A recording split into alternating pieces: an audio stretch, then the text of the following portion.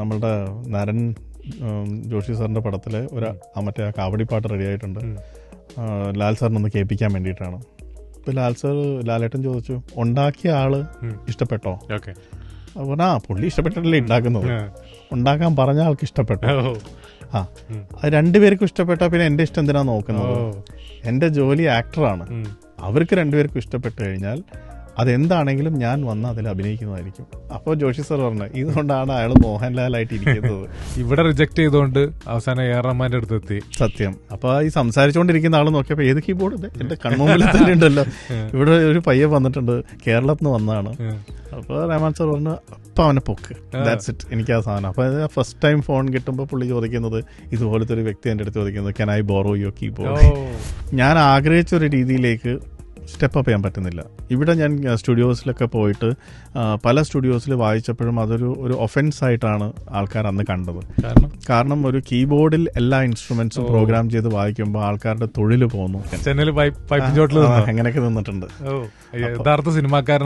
Yes. അപ്പൊ ഇത് ഒരു ദിവസം എഴുന്നേക്കാൻ ലേറ്റ് ആയ അന്ന് വെള്ളമില്ല, കാരണം ഈ ക്യൂല് ആദ്യം നിൽക്കണം. അപ്പൊ ബക്കറ്റും കൊണ്ട്. ഫേവറേറ്റ് ഇൻസ്ട്രുമെന്റ് ഏതാന്ന് വെച്ചാൽ കീബോർഡ് ആയിരിക്കും? അല്ല, ഗിറ്റാർ. ആണോ? അതെ. പഠിച്ചിട്ടുണ്ടോ? പഠിച്ചിട്ടില്ല, പഠിക്കാൻ ശ്രമിച്ചിട്ടുണ്ട്.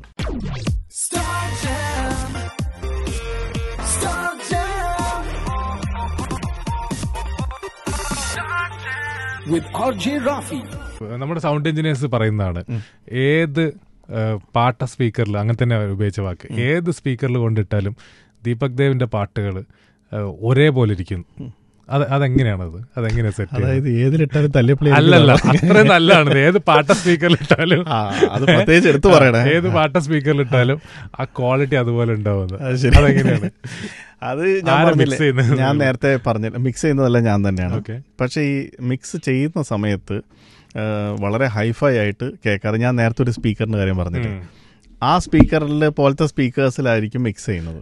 അപ്പൊ അതിൽ ഒരു പക്ഷെ ആ ബ്രാൻഡ് പാട്ടയെന്ന് പറയുന്നത് ശരിയല്ല, കാരണം അതൊരു വേൾഡ് ക്ലാസ് ബ്രാൻഡാണ്. അതുപോലത്തെ മിനിയേച്ചർ ആയിട്ടുള്ള ബ്ലൂടൂത്ത് സ്പീക്കേഴ്സ് അല്ലെങ്കിൽ കാർ സ്റ്റീരിയോ, ഇതിലെല്ലാത്തിലും മാറി മാറി, ലാപ്ടോപ്പില് അങ്ങനത്തെ, പിന്നെ ഫോൺ ആണെങ്കിൽ തന്നെ 2-3 ഫോണിൽ കേട്ട് നോക്കും. എല്ലാ ഫോണിലും ഇതെങ്ങനെയാണ് ട്രാൻസ്ലേറ്റ് ചെയ്യുന്നത്. കാരണം ഇന്നത്തെ കാലം പാട്ടെല്ലാവരും ഫോണിലല്ലേ ആദ്യം കേൾക്കുന്നത്, പിന്നെ അത് ഇഷ്ടപ്പെട്ടാലല്ലേ വണ്ടിയെ വരെ എത്തുള്ളൂ.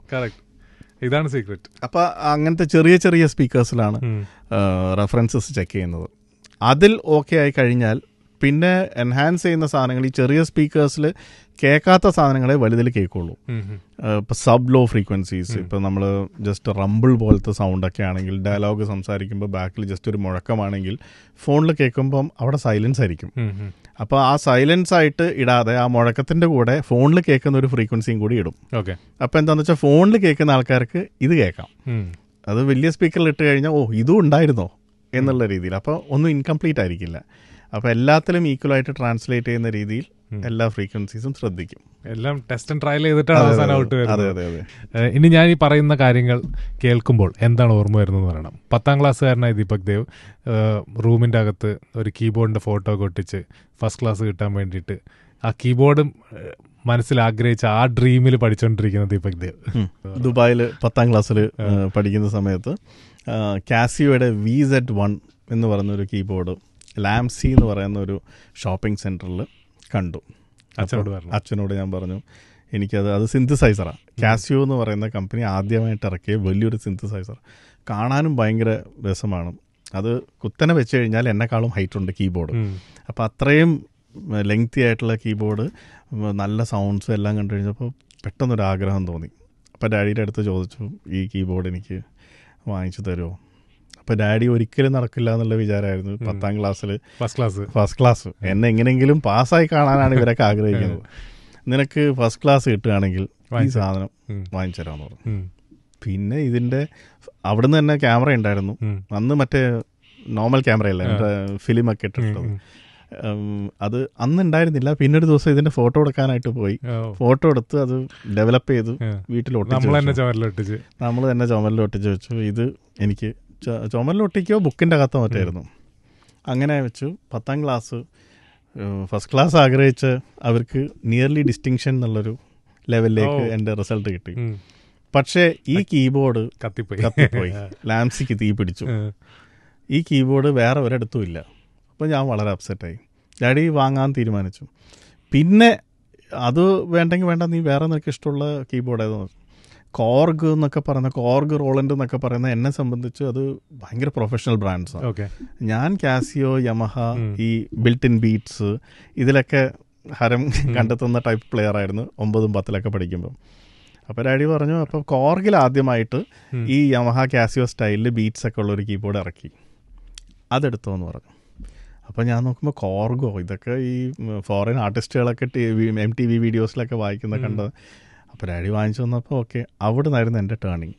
ആ ഒരു കീബോർഡ് വന്നതോടെ എൻ്റെ തിങ്കിങ് കംപ്ലീറ്റ് വേറെ ട്വിസ്റ്റ് എടുത്തു. അതുവരെ ആലോചിച്ച ഈ ബിൽറ്റ് ഇൻ ബീറ്റ്സ് അല്ലാതെ ബീറ്റ്സ് എങ്ങനെ ഉണ്ടാക്കാം എന്ന്, പിന്നെ കുറേ പാട്ടുകൾ കേൾക്കുക, കവർ സോങ്സ് തിരിച്ച് റിപ്രൊഡ്യൂസ് ചെയ്യുക, ഇതൊക്കെ ടേസ്റ്റ് വന്ന് അങ്ങനെയാണ് ഇമ്പ്രൂവ് ആയത്. സെൽഫ് ടോട്ടാണ് പ്രോഗ്രാമിംഗ് എങ്ങനെ പഠിക്കുന്നത്? സെൽഫ് ടോട്ടാണ്. ഓ, ആ പ്രായത്തിൽ യൂട്യൂബോ ഗൂഗിളോ ഒന്നുമില്ല അന്ന്. പിന്നെ പഠിച്ചോ? അതോ പിന്നെ ഓഫ്കോഴ്സ് പിന്നെ വർക്ക്ഷോപ്സ് അറ്റൻഡ് ചെയ്തു, ഫോറിൻ വർക്ക്ഷോപ്സ്. ഞാൻ US ടൂറിൽ പോയപ്പം അവിടെ 3 മാസം ഉണ്ടായപ്പം അതിൻ്റെ ഈ കടയിൽ തന്നെ വർക്ക്ഷോപ്സ് ഒക്കെ നടത്തും, ഗിറ്റാർ സെൻറ്റേഴ്സ്, ആമാഷ് പോലത്തെ. അപ്പോൾ അതൊക്കെ അവിടെ ഉള്ള സമയത്ത് വീക്കെൻഡിൽ മാത്രമേ ഷോസ് ഉണ്ടാവുള്ളൂ. വീക്ക് ഡേയ്സ് ഒക്കെ ഞാൻ പോയിട്ട് അവരുടെ അടുത്ത് കഴിയുന്നത്രയും പഠിക്കും. അന്ന് കീബോർഡിൽ ചെയ്ത് പഠിച്ചു. അന്ന് ഈ കീബോർഡാണ് ഒരു പക്ഷെ ഫസ്റ്റ് ക്ലാസ് കിട്ടാൻ കാരണമാക്കിയത്. അതേ കീബോർഡ് ഉപയോഗിച്ചിട്ടാണ് BCom അഡ്മിഷൻ നേടുന്നത്. അന്ന് SH കോളേജിലെ ഫാദറിന് അവിടുത്തെ കോളേജ് എന്നെ കുറിച്ച് ഫുള്ള് പഠിച്ചിട്ടുണ്ട്. അവിടുത്തെ കോളേജ് പാട്ട് അല്ല, കോളേജിലെ പ്രാർത്ഥനാ ഗീതം ട്യൂൺ ചെയ്ത് കൊടുക്കുകയാണ്. ആ പാട്ട് തന്നെയാണ് ദീപക് ദേവ് ചെയ്ത, അന്ന് ചെയ്ത +2 കഴിഞ്ഞ ദീപക് ദേവ് ചെയ്ത പാട്ടാണ് ഇന്ന് SH കോളേജിൽ നിന്ന് കേട്ടിട്ടുണ്ട്. ഓക്കെ, പക്ഷെ അത് കഴിഞ്ഞിട്ട് അവിടുത്തെ റോക്ക് ബാൻഡ് ഫോം ചെയ്ത ദീപക് ദേവിനെ കുറിച്ച് പറഞ്ഞുതരാം എനിക്ക്. അവിടുത്തെ റോക്ക് ബാൻഡ് എന്ന് പറയുന്നത് SH കോളേജിൽ അതുവരെ മ്യൂസിക്കിൽ അവർ കോകരിക്കുലർ ആക്ടിവിറ്റീസ് എല്ലാം നന്നായിട്ട് എൻകറേജ് ചെയ്യുമെങ്കിലും മ്യൂസിക്കലി കാര്യമായിട്ട് അവർക്ക് റിസൾട്ട്സ് യൂത്ത് ഫെസ്റ്റിവൽസിൽ കിട്ടിയിരുന്നില്ല. അപ്പം ഞാൻ ചെന്നപ്പോൾ അച്ഛന് കൊടുത്ത ഒരു പ്രോമിസും അത് തന്നെയായിരുന്നു, ഈ കോളേജിൽ എനിക്ക് അഡ്മിഷൻ കിട്ടിയാൽ 2nd പ്ലേസ് വരെ സമ്മതിക്കില്ല, ഇറ്റ്സ് ഓൺലി ഫസ്റ്റ്. അങ്ങനെ ഞാൻ വാഗ്ദാനം കൊടുത്തു. പക്ഷെ ഏറ്റവും വലിയ കോമഡി, ആദ്യത്തെ വർഷം 2nd പ്ലേസ് ആണ് കിട്ടിയത്. ബാൻഡിലല്ല, വോക്കൽസിൽ പാടാൻ ആളുണ്ടായിരുന്നില്ല. അപ്പം ചെന്നപ്പോൾ ഞാൻ പാടിക്കോളാന്ന് പറഞ്ഞു. അങ്ങനെ പോയി പാടി. അത് എനിക്ക് അറിയാത്തൊരു മേഖല എടുത്തിട്ടാണ് 2nd ആയത്. പക്ഷെ ബാൻഡായിട്ട് പോകുമ്പോൾ ഫസ്റ്റ് തന്നെയാണ് എപ്പോഴും കിട്ടിയത്. നമ്മളും ആൽബർട്ട്സും തമ്മിലായിരുന്നു കോമ്പറ്റീഷൻ. മദർ ജെയിനില് ദീപക് ദേവ് ഈ കോമ്പറ്റീഷനിൽ ആൽബർട്ട്സിലുണ്ടായ അന്നത്തെ മെമ്പേഴ്സ് ആയിരുന്നു മദർ ജെയിനിലെ മെമ്പേഴ്സ്. അപ്പൊ നമ്മൾ തമ്മിൽ മത്സരിക്കുമ്പോൾ അവര് തേവര കോളേജിലെ കീബോർഡ് പ്ലെയറിന് അവർക്ക് ഇഷ്ടപ്പെട്ടു. അങ്ങനെ ചിലപ്പോൾ അവർക്ക് ഫസ്റ്റ്, നമുക്ക് സെക്കൻഡ്, നമുക്ക് ഫസ്റ്റ്, അവർക്ക് സെക്കൻഡ്. അപ്പൊ നമ്മൾ സ്റ്റേജിൽ വരുമ്പോൾ ഭയങ്കര മൽപ്പിടുത്താണെങ്കിലും ആ കോമ്പറ്റീഷൻ ഇറങ്ങിക്കഴിഞ്ഞാൽ വൈകിട്ട് എല്ലാവരും ഒരുമിച്ച് ഒരു ബാൻഡിലായിരിക്കും. അപ്പൊ അങ്ങനെ മദർ ജെയിനിലെ മെമ്പേഴ്സ്, അന്നത്തെ മെമ്പേഴ്സിന് കുറെ മാറി. അതിൽ ഒരു ഗിറ്റാറിസ്റ്റാണ് ഇപ്പൊ തൈക്കുടം ബ്രിഡ്ജിലെ ഗിറ്റാറിസ്റ്റായി മാറിയത്. അപ്പൊ അങ്ങനെ ആ ഒരു ലൈനപ്പിലാണ് മദർ ജെയിനുമായിട്ട് പരിചയപ്പെടുന്നത്.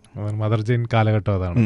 അപ്പൊ അന്ന് അച്ഛന് വേണ്ടിയിട്ട് ഈ പാട്ട് ട്യൂൺ ചെയ്ത് കൊടുത്ത, അതാണ് ആദ്യത്തെ ട്യൂൺ ചെയ്ത പാട്ട്? ഒരു പക്ഷേ ആയിരിക്കും. യെസ്, കമ്പോസ് ചെയ്തത് ആദ്യം first song in Deepak Dev's lyric ഉള്ള സോങ്. അതല്ലാതെ ഇൻസ്ട്രുമെന്റൽസ് കുറെ ചെയ്തിട്ടുണ്ട്. പക്ഷെ ലിറിക് എന്ന് പറഞ്ഞാൽ ആദ്യമായിട്ട് ഒരു ലിറിക് തന്ന് അത് കണ്ട് പിന്നെ അതിനനുസരിച്ച് ട്യൂൺ ഉണ്ടാക്കുക എന്നൊക്കെ പറയുന്നത് എനിക്കൊരു ചലഞ്ച് തന്നെയായിരുന്നു. പക്ഷെ അത് ചെയ്ത് കഴിഞ്ഞപ്പോൾ അച്ഛന് ആദ്യം ഒരു സംശയം ഉണ്ടായിരുന്നു. കാരണം ഇത് ഫ്ലോപ്പി ഡ്രൈവിലല്ലേ അന്ന്. അപ്പൊ അച്ഛൻ ചോദിച്ചു, ഇത് വേറെ ആരെങ്കിലും ചെയ്ത് തന്നാണെങ്കിൽ നമുക്ക് എങ്ങനെ അറിയാം എന്ന് ചോദിച്ചപ്പം ഞാൻ ആ മോണസ്ട്രിയിൽ അച്ഛനെ കാണാൻ പോയടത്തുനിന്ന് ഞാൻ ഓരോ ട്രാക്കായിട്ട് അച്ഛൻ്റെ മുമ്പിലിരുന്ന് പ്രോഗ്രാം ചെയ്ത് വേറൊരു ഡമ്മി സാധനം കാണിച്ചു കൊടുത്തു. ഒരു പിയാനോ, പിന്നെ base guitar, electric guitar, acoustic guitar, മറ്റേ സ്ട്രിങ്സ്, തബല എല്ലാം ഞാൻ തന്നെ ഓരോരോ ട്രാക്കായിട്ട് കയറി അച്ഛൻ കേട്ട് കഴിഞ്ഞപ്പോൾ അച്ഛന് മനസ്സിലായി, ഓക്കെ നമ്മൾ തന്നെയാണ് ചെയ്തതെന്ന് മനസ്സിലായി. ട്രിനിറ്റിയിൽ മ്യൂസിക് പഠിക്കാൻ പോകണമെന്ന് ആഗ്രഹം ഉണ്ടായിരുന്നു. പക്ഷെ അന്ന് അത് ഈ 10th കഴിഞ്ഞപ്പോഴായിരുന്നു. അപ്പോൾ 10th കഴിഞ്ഞപ്പോൾ കീബോർഡ് വാങ്ങിച്ചു തന്നെങ്കിലും ലൈഫ് അതിലേക്ക് കൊണ്ടുപോകാൻ ഉള്ളൊരു താല്പര്യം അച്ഛനും അമ്മയ്ക്കും ഉണ്ടായിരുന്നില്ല. കാരണം അവർക്ക് ഇന്നത്തെ മ്യൂസിക് പോലെയല്ലോ അന്ന് മ്യൂസിക് എന്ന് പറഞ്ഞാൽ ആർക്കും ഒരു ഗ്യാരണ്ടി ഇല്ല. ഇന്നും ഗ്യാരണ്ടി ഉണ്ട് എന്നല്ല, പക്ഷെ ഇപ്പോൾ ഫാർ ബെറ്റർ ആണ് സ്കോപ്പ്. പ്രോഗ്രാമിംഗ് എന്ന് പറയുന്നത് ഒരു സീരിയസ് ആയിട്ടുള്ളൊരു പ്രൊഫഷനായി. അതിൽ ട്രെയിൻഡ് ആണെങ്കിൽ മാത്രമേ പ്രോഗ്രാമിംഗ് ചെയ്യാൻ പറ്റൂ. സൗണ്ട് എഞ്ചിനീയറിംഗ്, അപ്പോൾ ഇതെല്ലാം കമ്പ്യൂട്ടറുമായിട്ട് കണക്റ്റഡ് ആണ്. അത്യാവശ്യം കമ്പ്യൂട്ടർ നോളജും വേണം. അന്നൊന്നും ഇങ്ങനെയല്ല. അപ്പോൾ അച്ഛനും അമ്മയ്ക്കും ഒരു ടെൻഷൻ ഉണ്ടായിരുന്നു. അപ്പോൾ അതുകൊണ്ട് അവർ അത് ബ്ലോക്ക് ചെയ്തു. ട്രിനിറ്റിയിൽ പോയില്ല, വേണ്ടെന്ന് പറഞ്ഞു. ഓക്കെ. ഡയറക്ടർ സിദ്ദീഖ് സാറിനെ കണ്ടില്ലായിരുന്നെങ്കിൽ ദീപക് ദേവിന്റെ ലൈഫ് എങ്ങനെ ആവുമായിരുന്നു? വല്ല സോഫ്റ്റ്വെയർ എഞ്ചിനീയറായിട്ട് ഏതെങ്കിലും ചിലപ്പോൾ ഈ മാതൃഭൂമിയുടെ തന്നെ എൻട്രൻസിൽ ഇവിടുത്തെ സോഫ്റ്റ്വെയർ എഞ്ചിനീയറായിട്ട് ഇരിക്കേണ്ടി വന്നേനെ. ഓറാക്കിളൊക്കെ പഠിച്ചു, ഒറാക്കിൾ ചെയ്തിട്ടുണ്ട്. അന്ന് അസറ്റ് എന്ന് പറയുന്നൊരു സംഭവം, അസറ്റ് സർട്ടിഫൈഡ് സിസ്റ്റംസ് പ്രൊഫഷണൽ. അപ്പോൾ അതിൻ്റെ കോഴ്സ് കഴിഞ്ഞു, ഒറാക്കിൾ കഴിഞ്ഞു, എല്ലാം കഴിഞ്ഞിട്ടാണ് ഞാൻ US പോകുന്നത്. US പോകുന്നതും ഈ സർട്ടിഫിക്കറ്റ് എടുത്തുകൊണ്ടാണ്. മ്യൂസിക്കിന്റെ പേരും പറഞ്ഞാണ് ഇവരുടെ കൂടെ പോകുന്നതെങ്കിലും ഈ സർട്ടിഫിക്കറ്റ് യൂസ് ചെയ്ത് അവിടെ വല്ല ജോലി കിട്ടുമോ, US ചാടാനായിരുന്നു അങ്ങനത്തെ ഒരു പ്ലാനിലാണ് പോയത്. പക്ഷെ ആ സർട്ടിഫിക്കറ്റ്സ് ഒന്നും യൂസ് ചെയ്യേണ്ടി വരില്ല എന്ന് സിദ്ദിഖേട്ടൻ അവിടെ നിന്ന് കേട്ടപ്പോൾ പറഞ്ഞു. അങ്ങനെ പുള്ളിയുടെ ഒരു നിർബന്ധ പ്രകാരം മനസ്സില്ലാ മനസ്സോടെ എന്നെ പിടിച്ച് തിരിച്ച് ഇങ്ങോട്ട് കൊണ്ടുവന്ന ആളാണ് സിദ്ദിഖേട്ടൻ. അപ്പോൾ സിദ്ദിഖേട്ടൻ ഇല്ലായിരുന്നെങ്കിൽ ഒന്നുമില്ല. അത് എന്താ സിദ്ദിഖ് സാർ പറഞ്ഞത്? സിദ്ദിഖേട്ടൻ പറഞ്ഞത്, എനിക്ക് ദീപുവിൻ്റെ കാര്യത്തിൽ ഏറ്റവും കൂടുതൽ എക്സ്പെക്റ്റേഷൻസും കോൺഫിഡൻസും ഉള്ളത് മ്യൂസിക് തന്നെയാണ്. അപ്പം അത് വിട്ടിട്ട് വേറൊരു സംഭവം, കാരണം നമ്മൾ അവിടെ ഒരു കടയിൽ ചെന്ന് പ്ലേ ചെയ്തിരുന്നു ഞാൻ. അത് പ്ലേ ചെയ്തപ്പോൾ അവിടുത്തെ സ്റ്റാഫ്സ് വന്ന് വളരെ നല്ല അഭിപ്രായം പറഞ്ഞു.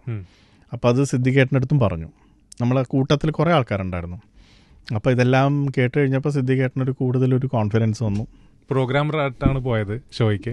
അന്ന് സിദ്ദിഖ് സാർ തിരിച്ച് ഇൻസ്പയർ ചെയ്ത് കൊണ്ടുവന്നു നാട്ടിലേക്ക്. പക്ഷെ പടത്തിന് മ്യൂസിക് കേൾപ്പിക്കാൻ കുറെ കൂടി വർഷം, 2-3 വർഷം അല്ലെങ്കിൽ 4 വർഷത്തോളം എടുത്തു. ഓക്കെ, 3-4 വർഷം.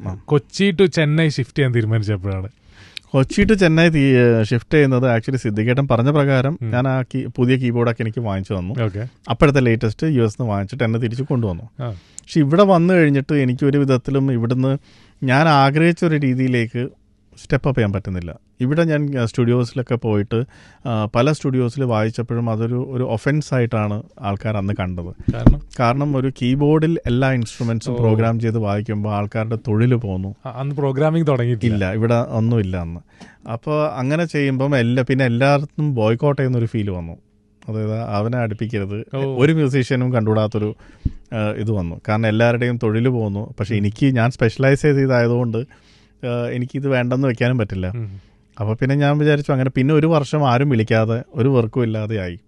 അപ്പോൾ അങ്ങനെ ആയിക്കഴിഞ്ഞപ്പം ദിസ് ഇസ് ഇറ്റ്, ഇനി ഇവിടെ നിന്നാൽ ശരിയാവില്ല, ഇനിയെങ്കിലും സിദ്ദിഖേട്ടൻ പറഞ്ഞത് കേട്ടിട്ട് ഞാൻ ഇവിടുന്ന് പോവായില്ലെങ്കിൽ ശരിയാവില്ല എന്ന് മനസ്സിലായിട്ട് ഒരു കോളേജിൽ കംപ്ലീറ്റ് ഇൻസ്ട്രുമെൻസും എടുത്തിട്ട് 10,000 rupees മാത്രം കയ്യിലുണ്ട്. എങ്ങോട്ടാണ് പോകുന്നതെന്ന് അറിഞ്ഞൂടാ. അന്ന് ഷിബു അന്തിക്കാട്, ദീപു അന്തിക്കാട് എന്ന് പറയുന്ന 2 ബ്രദേഴ്സ് ഉണ്ട്. അവരുടെ ആഡ്സ് ഒക്കെ ഇവിടെ ഇരുന്ന സമയത്ത് ചെയ്തിരുന്നു. അവർക്കൊരു ഫ്ലാറ്റ് KK നഗറിലുണ്ട്, ചെന്നൈ. അപ്പം എൻ്റെ അടുത്ത് പറഞ്ഞ് തൽക്കാലം ആ ഫ്ലാറ്റ് എടുത്തോ, നമ്മൾ മാസത്തിലൊരിക്കലൊക്കെ ചെന്നൈയിൽ വർക്ക് ഉണ്ടാകുമ്പോൾ ഡയറക്ഷൻ്റെ സംഭവമായിട്ട് വരുള്ളൂ, തൽക്കാലം അവിടെ താമസിച്ചുകൊണ്ട് വേറെ എന്തെങ്കിലും നോക്കുന്നു. അപ്പം ഇവിടുന്ന് പോകുന്ന സമയത്ത് എന്നെ വാളയാർ ചെക്ക് പോസ്റ്റിൽ പിടിച്ചു. ഈ പുതിയ കീബോർഡിന് ഇതൊക്കെയുണ്ട്. ആ 10ാം ക്ലാസ് കഴിഞ്ഞ് പാസ്സായപ്പോൾ കിട്ടിയ ആ കീബോർഡില്ലേ, അതിന് പേപ്പേഴ്സ് ഒന്നുമില്ല. പേപ്പേഴ്സ് വേണം, ഇൻസ്ട്രുമെന്റ്സിന് പേപ്പേഴ്സ്. അപ്പം അവർ പേപ്പേഴ്സ് ഇല്ലെങ്കിൽ ഈ കീബോർഡ് ഇവിടുന്ന് കടത്താൻ പറ്റില്ല. അപ്പം ഇതില്ലാതെ ഞാൻ കൈ വീശി പോയിട്ട് കാര്യമില്ല. പകരം അവരെൻ്റെ അടുത്ത് ആ 10,000 രൂപ അവർക്ക് വേണമെന്ന്.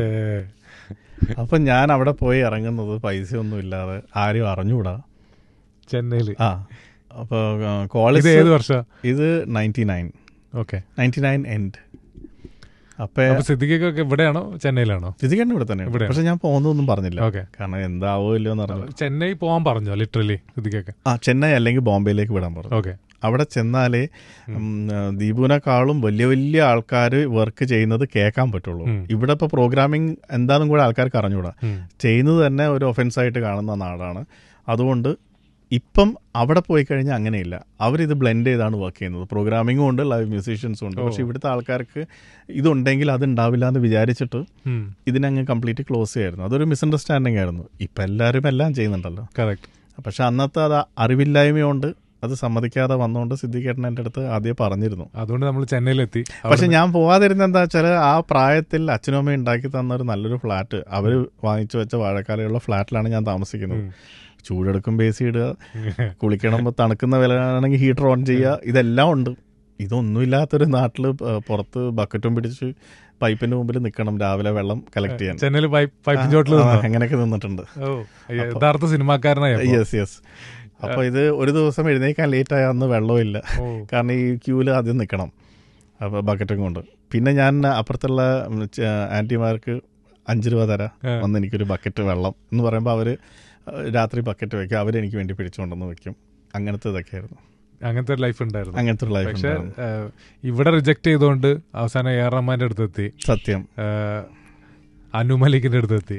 എ ആർ റഹ്മാൻ സാറിന്റെ അടുത്ത് എങ്ങനെയാ എത്തുന്നത്? ഈ കീബോർഡില്ലേ, ഞാനിപ്പോൾ ഇവിടുന്ന് US വാങ്ങിച്ചിട്ട് വന്ന പുതിയ കീബോർഡ്, പേപ്പർ അക്കൗണ്ട് പറഞ്ഞ കീബോർഡ്, ആ കീബോർഡ് അപ്പോൾ ഏറ്റവും ലേറ്റസ്റ്റ് ആയിരുന്നു.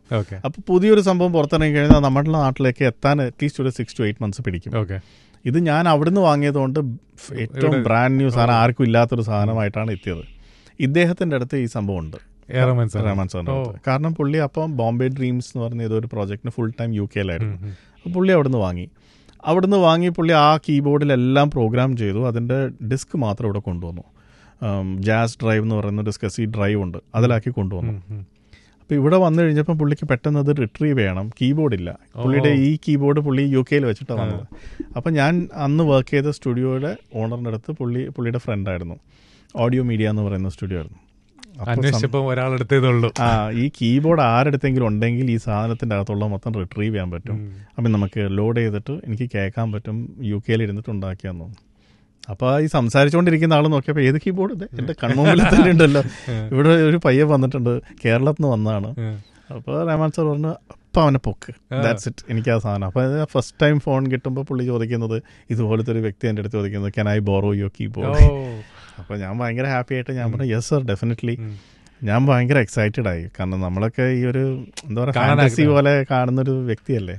അപ്പോൾ അദ്ദേഹം എൻ്റെ അടുത്ത് ഇങ്ങനെ പറഞ്ഞപ്പം ഞാൻ ഡെഫിനറ്റ്ലി സർ. അപ്പോൾ എൻ്റെ അടുത്ത് പറഞ്ഞു what time you finish work? നമ്മൾ you tell me when you want, I will stop work. അപ്പോൾ പുള്ളി പറഞ്ഞു അതല്ല, your work will get over by 10-10:30 max. I start by only 12. ശരിക്കും അപ്പോൾ രാത്രിയാണ് വർക്ക് സ്റ്റാർട്ട് ചെയ്യുന്നത്. I start by 12 and I'll finish by morning 7-8. Before you reach the studio, the keyboard will reach there. അങ്ങനെ I will need for maybe 3 days. അപ്പോൾ ഒരു Friday ആയിരുന്നു പുള്ളി, അല്ല ഒരു വെനസ്ഡേ ഓ തേഴ്സ്ഡേ ആയിരുന്നു എടുത്തത്. അപ്പോൾ സാറ്റർഡേ ഈവനിങ് പുള്ളി തിരിച്ച് എല്ലാം കഴിഞ്ഞിട്ട് തരും. ആ ഒരു റെഗുലറായിട്ട് രാവിലെ എടുത്ത് രാത്രി തിരിച്ചു തരുന്ന പരിപാടി. അപ്പോൾ സാറ്റർഡേ അപ്പോൾ പുള്ളിയെ ഞാൻ എന്തോ ആവശ്യത്തിന് എന്നെ വിളിച്ചപ്പം പുള്ളി അല്ല കൊടുക്കാൻ പോകാനായിട്ട് പുള്ളി ആദ്യം ആളെ പറഞ്ഞു വിടാമെന്ന് പറഞ്ഞു. വെച്ചതിന് ശേഷം പുള്ളിക്ക് എൻ്റെ മനസ്സ് കാണാൻ പറ്റി. പുള്ളി തിരിച്ചൊന്നും കൂടി വിളിച്ചിട്ട് വെച്ചു, യു വോണ്ട് ടു കം എന്ന് ചോദിച്ചു. അപ്പോൾ ഞാൻ പറഞ്ഞു യെസ് സാർ എന്ന് പറഞ്ഞു. അപ്പം എൻ്റെ അടുത്ത് തന്നെ ഐ ന്യൂ എന്ന് പറഞ്ഞു, എനിക്ക് ഫീൽ ചെയ്തു അത്, കം എന്ന് പറഞ്ഞു, തരാൻ വന്നു സ്റ്റുഡിയോയിലേക്ക് വിളിച്ചു. അങ്ങനെ തിരിച്ച് അവിടെ ചെന്ന് കഴിഞ്ഞപ്പം ഈ സുഷീൻ എൻ്റെ അടുത്ത് ചോദിക്കുന്ന കുറേ ചോദ്യങ്ങൾ പോലത്തെ ആ പ്രായത്തിൻ്റെ ചോദ്യങ്ങൾ ഞാൻ അദ്ദേഹത്തിൻ്റെ അടുത്ത് സീക്രട്ട് സോസ് ആയിട്ടുള്ള പുള്ളിയുടെ കുറേ കാര്യങ്ങളുണ്ട്. അതൊക്കെ ഞാൻ ഓപ്പൺ ആയിട്ട് പുള്ളി എടുത്ത് വെച്ചു. ഈ വയലിൻ്റെ ടോണില്ലേ, അതെങ്ങനെയാണ് കിട്ടുന്നത്? ഈ സ്ട്രിങ്സ് നമ്മൾ കേൾക്കുന്നതെല്ലാം ലൈവാണോ, അല്ല ഇതല്ല ഈ കീബോർഡിൽ കമ്പ്യൂട്ടർ സാമ്പിൾസ് ആണോ? അപ്പോൾ പുള്ളി ചിരിച്ചു. എന്നെ കൊണ്ടുപോയ ആൾ എന്നെ ഇങ്ങനെ നോക്കി, ഇവൻ എന്തൊക്കെയാണ് ഇതൊക്കെ സീക്രട്സ് അല്ലേ, ആരെങ്കിലും പറഞ്ഞു കൊടുക്കും? ഉത്തരങ്ങൾ കിട്ടിയോ? വളരെ സിൻസിയറായിട്ട് പുള്ളി പറഞ്ഞു. അത് ശരിക്കും ഒരു വലിയൊരു സംഭവം. അതായത് ഒരു ഫോർമുല പറഞ്ഞു കൊടുത്തു കഴിഞ്ഞാൽ ആർക്കും ഒരു ചുക്കും ചെയ്യാൻ പറ്റില്ല. കാരണം അത് തലേന്ന് വരുന്ന മ്യൂസിക് വിത്ത് ദിസ് ഫോർമുലയിലാണ് ആ റിസൾട്ട് വരുന്നത്. വെറുതെ ഒരു വയലിൻ്റെ സൗണ്ട് കിട്ടുക പിന്നെ എല്ലാവർക്കും അതാകാൻ പറ്റില്ലേ? പുള്ളി ഓപ്പണായിട്ട് പറഞ്ഞു രണ്ടിൻ്റെയും ബ്ലെൻഡാണ്. അപ്പോൾ ഞാൻ രണ്ടാമത്തെ പൊട്ടത്തരം പുള്ളി എടുത്ത് ചോദിച്ചത്, ഈ ഇലക്ട്രോണിക് സാമ്പിൾ എന്ന് പറഞ്ഞാൽ ഏതാ ടോണിൻ്റെ പേര്? അതായത് ഈ പല ഇലക്ട്രോണിക് ടോണാന്ന് പറഞ്ഞാൽ തീരുന്ന സംഭവമേ ഉള്ളൂ. അപ്പോൾ പുള്ളി എൻ്റെ അടുത്ത് പറഞ്ഞത് ഇന്ന CD ROM ഇന്ന സാമ്പിളാണ്, take it, you will get it എന്ന് പറഞ്ഞു. നിങ്ങളുടെ അടുത്ത് എല്ലാവരുടെ അടുത്തുള്ള സാമ്പിളാണ്, പക്ഷെ ഞാനത് യൂസ് ചെയ്യുന്ന രീതി ഡിഫറെൻ്റ് ആണെന്ന് പറഞ്ഞു. അപ്പം പിന്നെ അപ്പം ഞാനിങ്ങനെ പുള്ളി ചോദിച്ചപ്പോൾ ഞാനിങ്ങനെ ബ്ലിങ്ക് അടിച്ച് ഇങ്ങനെ ഇരിക്കുന്നുണ്ട്. പുള്ളി പറഞ്ഞു you want to watch it, ലൈവായിട്ട് കാണിച്ചു തരാം, കം ഓൺ സൺഡേ എന്ന് പറഞ്ഞു. അതായത് നെക്സ്റ്റ് ഡേ പുള്ളി സാറ്റർഡേ കീബോർഡ് തരല്ലേ, come I am recording strings. അപ്പോൾ ഈ ബ്ലെൻഡ് നിൻ്റെ ആഗ്രഹിച്ച ഒരു സാധനം ഞാനപ്പോൾ ചെയ്തുകൊണ്ടിരിക്കുകയായിരിക്കും, കം എന്ന് പറഞ്ഞു.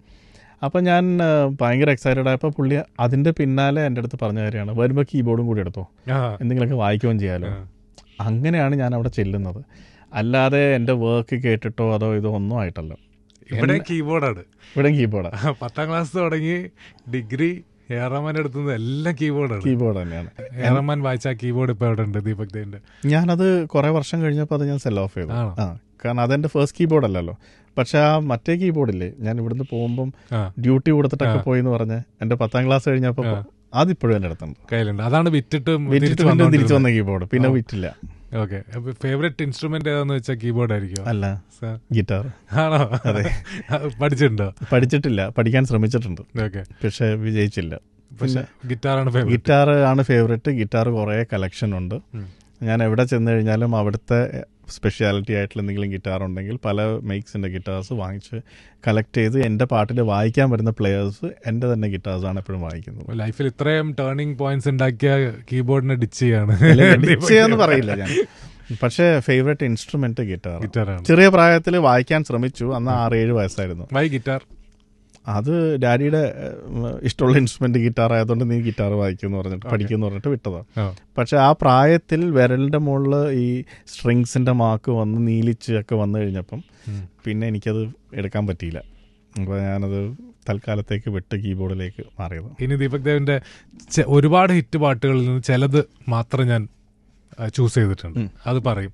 അതിന്റെ പിന്നിലുള്ള ഒരു വർക്ക് എന്തായിരുന്നു എന്ന് പറഞ്ഞാൽ സ്വയംവര ചന്ദ്രികയിൽ തുടങ്ങാം. സ്വയംവര ചന്ദ്രികയായിട്ടല്ല ആക്ച്വലി ആദ്യം കമ്പോസ് ചെയ്യുന്നത്. അത് വളരെ സ്ലോ ആയിട്ടുള്ള ഒരു താരാട്ട് പാട്ടായിരുന്നു. ലല്ലബി ലവ് സോങ് ആയി. യെസ്, ലലബി എന്നുള്ളൊരു അത് ആദ്യത്തെ ട്യൂൺ സിദ്ദിഖേട്ടൻ എൻ്റെ അടുത്ത് ചോദിച്ചു, എന്തെങ്കിലും ഉണ്ടാക്കിയ സ്റ്റോക്ക് കയ്യിലുണ്ടോ? അങ്ങനെ കൊടുത്തേ. അപ്പം ഞാൻ പറഞ്ഞു സ്റ്റോക്ക് ഒരു താരാട്ട് ഉണ്ടാക്കിയിട്ടുണ്ട്, അത് കേൾപ്പിക്കാന്ന് പറഞ്ഞിട്ട് അത് വളരെ സ്ലോ ടെമ്പോയിൽ പിയാനോ വായിച്ചു. പുള്ളി പറഞ്ഞു ഇത് കൊള്ളാം, പക്ഷെ നമ്മുടെ പടത്തിൽ താരാട്ടിനുള്ള സ്കോപ്പില്ല, ഇതിൻ്റെ തന്നെ ഒന്ന് സ്പീഡ് കുറച്ച് കൂട്ടിയേ എന്ന് പറഞ്ഞു.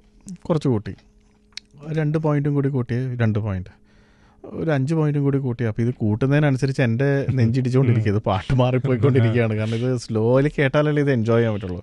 ലലബി ഫാസ്റ്റായി വന്നപ്പോൾ അങ്ങനെ ഒരു 10-20 പോയിന്റ് കയറി കഴിഞ്ഞപ്പം വേറെ മാതിരി ഇരിക്കുന്ന പാട്ട്. അപ്പോൾ പുള്ളി പറഞ്ഞാൽ ഇപ്പം കൊള്ളാം, ഇപ്പം ഇതിനൊരു ലവ് സോങ്ങിൻ്റെ ഒരു പെപ്പുണ്ട്. ഇഷ്ടമില്ലാതെ അതാക്കി കൊടുത്തു. അപ്പം ഞാൻ പറഞ്ഞു സിദ്ദിഖേട്ടൻ, പക്ഷേ ഇത് ലവ് സോങ് ആയിട്ടല്ല ഇത് ഞാൻ മനസ്സിൽ കൺസീവ് ചെയ്തത്. അത് ദീപു അങ്ങനെ കൺസീവ് ചെയ്തുകൊണ്ട് തോന്നുന്നു. നമ്മളിപ്പോൾ ആദ്യമായിട്ട് കേൾക്കുന്നത് അല്ലെങ്കിൽ ജനങ്ങൾ കേൾക്കാൻ പോകുന്നത് ഈ ടെമ്പോയാണ്. അവർക്ക് ഈ ടെമ്പോയിൽ ലവ് കിട്ടുന്നുണ്ട്. അപ്പോൾ ദീപുവിൻ്റെ ആ ലലബിയിലെ ലവ് ഉണ്ടായിരുന്നു. അപ്പം നമുക്കിത് വെച്ച് ചെയ്യാമെന്നോ. അപ്പോൾ ഈവൻ പ്രോഗ്രാം ചെയ്യുന്ന സമയത്ത് ഞാനൊരു ഫുൾ ഹാർട്ടിലല്ല പ്രോഗ്രാം ചെയ്യുന്നത്.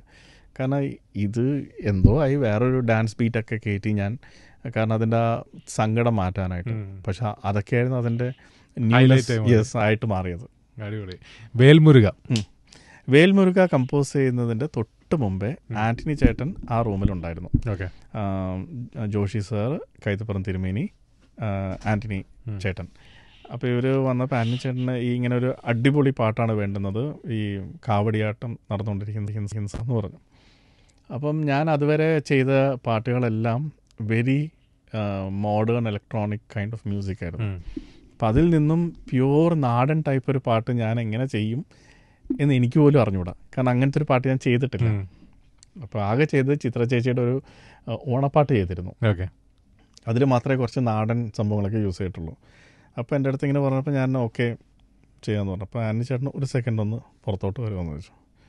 പുറത്തോട്ട് വിളിച്ചിട്ട് ആന്റണി ചേട്ടൻ പറഞ്ഞു, ലാൽ സാറിൻ്റെ ഏറ്റവും വിജയിച്ചൊരു പാട്ടാണ് നരസിംഹത്തിലെ താന്തിനൊക്കെ ജല്ലം ജല്ലം, അതിലൊരു പഞ്ചാബി ഫ്ലേവറുണ്ട്, അത് വിജയിച്ച ഒരു ഫോർമുലയാണ്, അത് ഗാനമേളകളൊക്കെ ഇപ്പോൾ പാടുന്നുണ്ട്.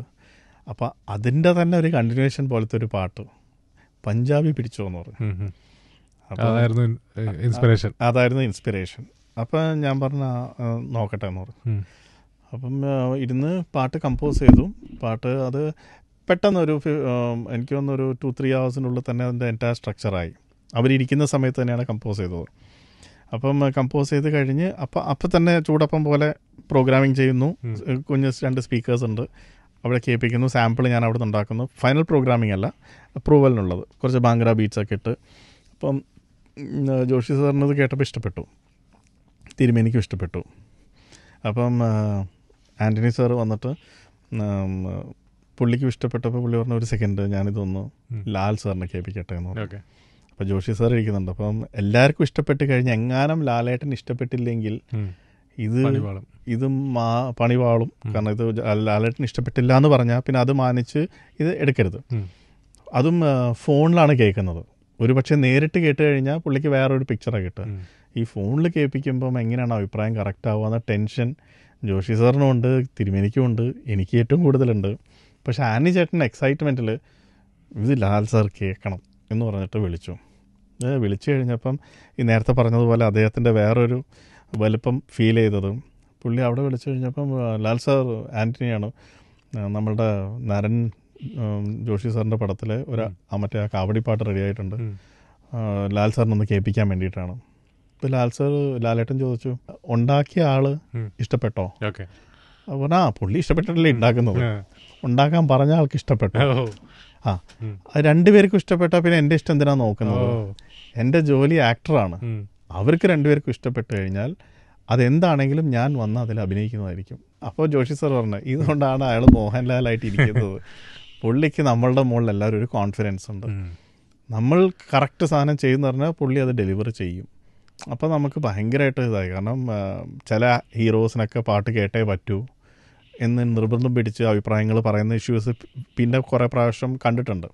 പക്ഷെ ഇതും അങ്ങനെയൊന്നും ആയിരുന്നില്ല. ഇവിടുന്ന് ആസ് എ പ്രോഗ്രാമർ അക്സെപ്റ്റ് ചെയ്യാതിരുന്ന മ്യൂസിക് ഇൻഡസ്ട്രി പിന്നെ എന്താണ്, എത്ര കാലം എടുത്തു ഈ പ്രോഗ്രാമിങ്ങിനെ അക്സെപ്റ്റ് ചെയ്യാൻ മലയാളം ഇൻഡസ്ട്രി?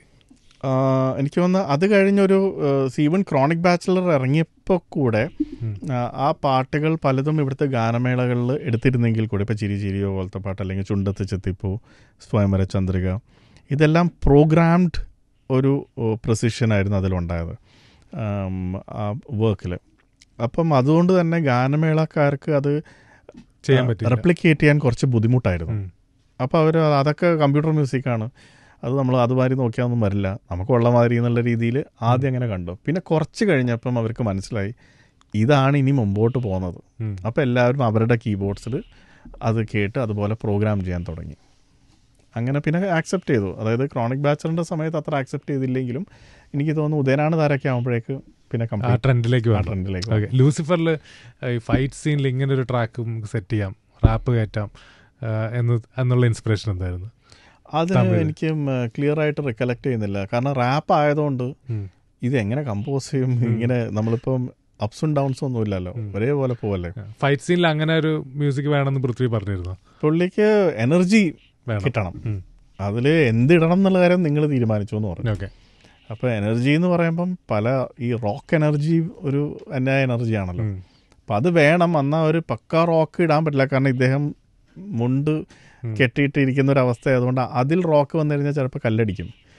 മാത്രമല്ല ഒരു തമിഴൻ്റെ ഒരു എക്സൈറ്റ്മെൻ്റ് ആണ് ഈ പാട്ട്, ഒരു ഫാൻ ബോയ് മൊമെൻ്റ് ആണ്. അപ്പോൾ തമിഴ് എന്ന് പറയുമ്പോൾ റസ്റ്റിക് തമിഴിൽ റാപ്പ്. അപ്പോൾ ഞാൻ നോക്കിയപ്പോൾ റസ്റ്റിക് തമിഴ് റോക്ക് സ്റ്റൈല് റാപ്പും കൂടി വന്നു കഴിഞ്ഞാൽ ഒരു ഫ്രഷ്നെസ് ഉണ്ടായേക്കാം എന്ന് തോന്നിയിട്ട് ഞാൻ അദ്ദേഹത്തിൻ്റെ അടുത്ത് പറഞ്ഞു. അപ്പോൾ നമ്മൾ കബാലി എഴുതിയ ആ റൈറ്ററില്ലേ, അപ്പോൾ അദ്ദേഹത്തിനെ വിളിച്ചു. അദ്ദേഹം ഇതിനെ പറ്റിയ ലിറിക്സ് എഴുതി.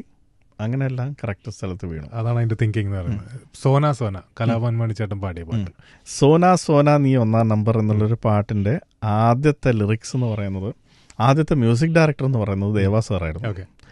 ദേവാ സാർ എന്തോ പ്രോജക്റ്റ് ഒന്ന് എക്സിറ്റ് ചെയ്തപ്പോഴായിരുന്നു എന്നെ വിളിച്ചത്. അപ്പം ദേവാ സാർ ഉണ്ടാക്കിയ ട്യൂണ് സീത സീത നീ ഒന്നാം നമ്പർ എന്നായിരുന്നു. അപ്പോൾ ഈ പാട്ട് ദേവാ സാറിനെ വിട്ട് കഴിഞ്ഞപ്പോൾ ഈ പാട്ടും വിടേണ്ട ഒരു സിറ്റുവേഷൻ വന്നു. അപ്പം അങ്ങനെ വന്നു കഴിഞ്ഞപ്പോൾ ഞാൻ വന്നിരുന്നപ്പോൾ മണിച്ചേട്ടൻ പറഞ്ഞു ഇങ്ങനെ ഒരു പാട്ടുണ്ട് സീത സീത നീ ഒന്നാം നമ്പർ, ഇതാണ് ട്യൂൺ, നമ്മൾ ഉണ്ടാക്കുന്ന പാട്ടിൽ ഇങ്ങനെ തന്നെ തുടങ്ങും, കാരണം അത് നല്ല സാധനമായിരുന്നു. അപ്പം ഞാൻ പറഞ്ഞു അത് തെറ്റല്ലേ, ദേവാ സാർ ഇപ്പോൾ പ്രോജക്റ്റ് ഒന്ന് പോയില്ലേ, പിന്നെ പുള്ളിയുടെ ട്യൂണ് എടുത്തിട്ട് നമ്മൾ ചെയ്യുന്നത് തെറ്റല്ലേ? പറഞ്ഞില്ല, അത് ഒരു ലൈനല്ലേ, കുഴപ്പമില്ല എന്ന് പറഞ്ഞു. അപ്പം ഞാൻ പറഞ്ഞു അത് വേണ്ട മണിച്ചേട്ടാ, അത് ചെയ്യുമ്പോൾ എനിക്ക് സ്വയം ഒരു കുറ്റബോധം, അത് വേണ്ട, ഞാൻ ആ സീത സീത വെച്ചിട്ട് തന്നെ സീത സീത നീ ഒന്നാം നമ്പർ എന്ന് ചെയ്യാന്ന് പറഞ്ഞു. പക്ഷെ പുള്ളി എന്ത് വിധത്തിലും അത് കൂട്ടാക്കിയില്ല, അവസാനം വരെ ഇത് തന്നെ വേണമെന്ന് പറഞ്ഞു. അങ്ങനെ ഈ ഫസ്റ്റ് ലൈൻ്റെ മുകളിൽ ചർച്ചയായിരുന്നു. ഞാൻ ഉണ്ടാക്കിയത് എൻ്റെ ട്യൂണാണെങ്കിലും പുള്ളി അതെപ്പോഴും പാടുന്നത് മറ്റേ ട്യൂൺ തന്നെയാണ്. തിരുമേനി എഴുതാൻ വന്നപ്പം പുള്ളി പറഞ്ഞ് സീത എന്നുള്ളൊരു പവിത്രമായ വാക്കിനെ ഞാൻ ഇങ്ങനത്തെ ഒരു പാട്ടിന് യൂസ് ചെയ്യുന്നത് എനിക്ക് ശരിയാന്ന് തോന്നുന്നില്ല, സോന മോന എന്ന് പറഞ്ഞ കുറേ ഓപ്ഷൻസ് പുള്ളി തന്നു, സുനേന എന്നൊക്കെ പറഞ്ഞ കുറേ സാധനങ്ങൾ, ഇതിലേതാ വേണ്ട വെച്ചെടുത്തോന്ന് പറഞ്ഞു. അപ്പം ഞാൻ പറഞ്ഞല്ല, അപ്പോൾ ഇതിൽ തമ്മിൽ ഭേദം സോനയാണ്. അപ്പോൾ അത് തിരുമേനി തീർത്ത് പറഞ്ഞപ്പോൾ പിന്നെ മണിച്ചേട്ടൻ അതിൻ്റെ അപ്പീലില്ല. മണിച്ചേട്ടൻ പറഞ്ഞ എന്നാൽ സോനയെങ്കിൽ സോന. അപ്പോൾ സോന നീ ഒന്നാണ്ട്. അപ്പോൾ ഞാൻ പറഞ്ഞു അതുമല്ല, ട്യൂൺ മറ്റേതാ. ഇല്ല ഇത് എനിക്കിത് തന്നെ വേണം എന്ന് പറഞ്ഞു. അപ്പോൾ ഞാൻ വിചാരിച്ചു ഓക്കെ സ്റ്റുഡിയോയിൽ ചെന്ന് പുള്ളിയുടെ കാലൊക്കെ പിടിച്ച് ചെയ്യിപ്പിക്കാമെന്ന് വിചാരിച്ചു. സ്റ്റുഡിയോ ചേതന സ്റ്റുഡിയോ തൃശ്ശൂരായിരുന്നു. അവിടെ പുള്ളി വന്നു കഴിഞ്ഞ് പുള്ളി പാടാൻ തുടങ്ങിയപ്പം ഈ ട്യൂൺ തന്നെ. അപ്പം ഞാൻ പറഞ്ഞു ദേവാസാറിൻ്റെ ട്യൂണ്. അപ്പം ഞാൻ പറഞ്ഞു മണിച്ചേട്ടാ അത് നമുക്ക് ട്യൂൺ ഇതല്ല മറ്റേതാ. മോനെ എനിക്കത് വരുന്നില്ല, എനിക്ക് ഇതേ വരുന്നുള്ളൂ എന്ന് പറഞ്ഞു. നമ്മളല്ല മണിച്ചേട്ടാ ഒന്ന് ട്രൈ ചെയ്യും. ഇല്ല എനിക്ക് വരില്ല, എനിക്കറിയാം. നമ്മൾ പാട്ടുകാരനൊന്നും അല്ലല്ലോ, നമ്മൾ സാധാരണ ഒരു മനുഷ്യനാണ്, നാടൻ പാട്ട് മാത്രം. ഞാൻ പാട്ട് പഠിക്കാത്തതുകൊണ്ട് എനിക്കറിയുന്നൊരു സാധനം എനിക്ക് പാടാൻ പറ്റുള്ളൂ എന്ന് പറഞ്ഞു. അങ്ങനെ അദ്ദേഹം ഇത് പാടിയിട്ടിട്ട് പോയി. അപ്പോഴാണ് ഞാൻ ടെക്നോളജി ഒന്നും കൂടി ഉപയോഗിച്ചത്. ഈ സംഭവം പുള്ളിയുടെ വോയിസ് എടുത്ത് കീബോർഡിൽ കയറ്റി കീബോർഡിൽ മാറ്റി വായിച്ചു. എന്നിട്ടാണ് ഇപ്പം കേൾക്കുന്ന ട്യൂണ്. അങ്ങനെയല്ല പാടിയത്. സീരിയസ്ലി അത് ഇറങ്ങിക്കഴിഞ്ഞപ്പം പുള്ളി എൻ്റെ അടുത്ത് വന്നിട്ട് പറഞ്ഞു, അപ്പം മോൻ വിചാരിച്ചടുത്തേക്ക് എത്തിച്ചു അല്ലേ എന്ന് പറഞ്ഞു. അങ്ങനെ പറഞ്ഞോളൂ, വേറെ പാട്ട് ഒരു ദിവസം സ്റ്റേജിൽ പാടാനായിട്ട് നമ്മൾ കളമശ്ശേരിയിലൊരു കോളേജില്ലേ, സ്റ്റുഡൻസിന് മാത്രമുള്ളൊരു പ്രോഗ്രാം ഉണ്ടായിരുന്നു. സ്റ്റുഡൻസിനെ മാത്രം വെച്ചിട്ട് ഓഡിയൻസ് ആയിട്ട്. ആ പ്രോഗ്രാമിൽ ഈ പടത്തിൻ്റെ പ്രൊമോഷൻ്റെ ഭാഗമായിട്ട് നമ്മൾ സ്റ്റേജിൽ വന്ന് അപ്പോൾ ഈ പാട്ട് അന്ന് അപ്പോഴേക്ക് ഈ പാട്ട് ടി വിയിൽ വന്നു. പാട്ട് നല്ല പോപ്പുലറായി. ഈ സൺഡേസ് ഒക്കെ വരുന്ന ഫ്രഷ് ആൻഡ് ഹിറ്റ്സ് എന്ന് പറഞ്ഞ പാട്ടുകൾ വരുന്ന കൂട്ടത്തിൽ ഇത് പോപ്പുലറായി, ചാർട്ടിൽ നമ്പർ 1 ആയി. പടം ഇറങ്ങിയിട്ടില്ല. അപ്പോൾ പുള്ളി പറഞ്ഞു ഈ പാട്ട് പാടാൻ പറഞ്ഞപ്പോൾ പുള്ളി പറഞ്ഞു ഞാൻ ഈ പാട്ട് ഇങ്ങനെയല്ല പാടിയത്, അതുകൊണ്ട് തന്നെ ഞാൻ ഉദ്ദേശിച്ച എന്താണെന്ന് ആ ട്യൂണായിരിക്കും ഞാനിപ്പോൾ പാടുന്നത്. അതുകൊണ്ട് നിങ്ങൾ ടി വിയിൽ വരുമ്പോൾ അത് വേറെ രീതി കേട്ടോ എന്ന് പറഞ്ഞിട്ട് പുള്ളി ഇത് തന്നെ ഒറിജിനൽ പുള്ളി ലൈവില്. അപ്പൊ ഇങ്ങനെ വേറെ ട്യൂണിലുള്ളത് നമുക്ക് ഈ ട്യൂണിലേക്ക് മാറ്റാൻ പറ്റും. കീബോർഡിൽ മാറ്റി വായിച്ചു. അതും ഈ പറഞ്ഞ മാതിരി ടെക്നോളജിയുടെ ഒരു താങ്ക്സ്. ഇതൊരു രഹസ്യമായിരുന്നു, ദീപക് ദേവ് രഹസ്യമായിരുന്നു. ചൂസി ആയ ദീപക് ദേവ് കോസ്റ്റ്ലി ആണോ? ചൂസി ആയ ദീപക് ദേവ് കോസ്റ്റ് ഞാൻ ഒരിക്കലും വളരെ എക്സ്പെൻസീവ് എക്സോർബിറ്റൻ്റ് റേറ്റ് അല്ല. പക്ഷെ ചൂസി ആവുന്നത് ആ റേറ്റുമായിട്ടൊരു ബന്ധമില്ല. അത് റേറ്റ് കൂടിയതുകൊണ്ടല്ല, it's personal taste. Okay, super. Thank you so much Deepak ഏട്ടാ. ഒരുപാട് കാര്യങ്ങൾ മ്യൂസിക്കലി നമുക്ക് പറഞ്ഞു തന്നു. ഫുൾ ചരിത്രം 20 വർഷത്തെ ഈ ഒരു ഇന്റർവ്യൂ കണ്ടു കഴിഞ്ഞാൽ പിന്നെ വേറൊരു ഇന്റർവ്യൂ കാണണ്ട എന്നുള്ള രീതിയിലാണ്. Thank you so much.